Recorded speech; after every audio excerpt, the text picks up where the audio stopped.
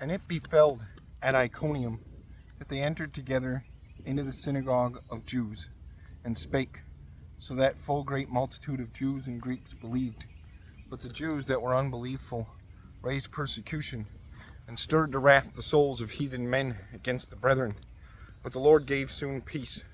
Therefore they dwelled much time, and did trustily in the Lord, bearing witnessing to the word of his grace, giving signs and wonders to be made by the hands of them.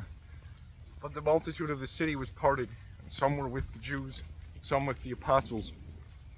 But when there was made an assault of the heathen men and the Jews, with their princes to torment and to stone them, they understood and fled together to the cities of Lycaonia and Lystra and Derbe, and into all the country about.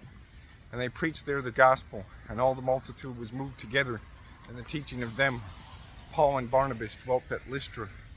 And a man at Lystra was sick in the feet, and had sat crooked from his mother's womb, which never had gone.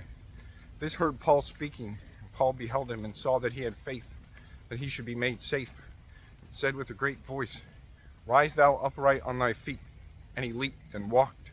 And the people, when they had seen that Paul did, reared their voice in Lycaonian tongue, and said, Gods made like to men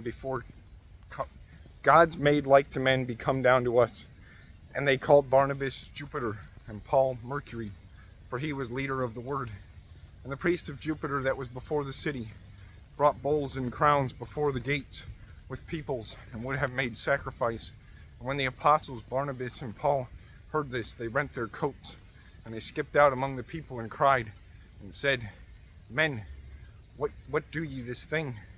And we be deadly men like you, and show to you that ye be converted from these vain things to the living God, that made heaven and earth and the sea and all things that be in them, which in generations past suffered all folks to go into their own ways. And yet he left not himself without witnessing and well-doing, for he gave rains from heaven, and times of bearing fruit, and fulfilled your hearts with meat and gladness. And they saying these things scarcely assuaged the people, that they offered not to them.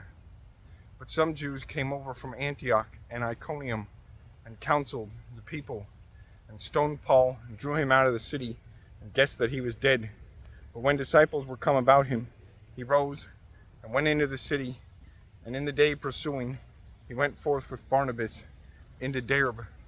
And when they had preached to that city, and had taught many, they turned again to Lystra and Iconium, and to Antioch, confirming the souls of the disciples, and admonishing that they should dwell in the faith, and said that by many tribulations it behooveth us to enter into the kingdom of heavens.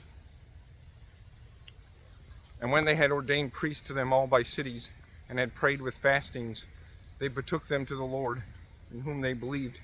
And they passed Pisidia, and came to Pamphylia, and they spake the word of the Lord in Perga, and came down into Italy. And from thence they went by boat to Antioch, from whence they were taken to the grace of God, into the work that they filled. When they were come, and had gathered the church, they told how great things God did with them, and that he had opened to heathen men the door of faith. And they dwelled not a little time with the disciples.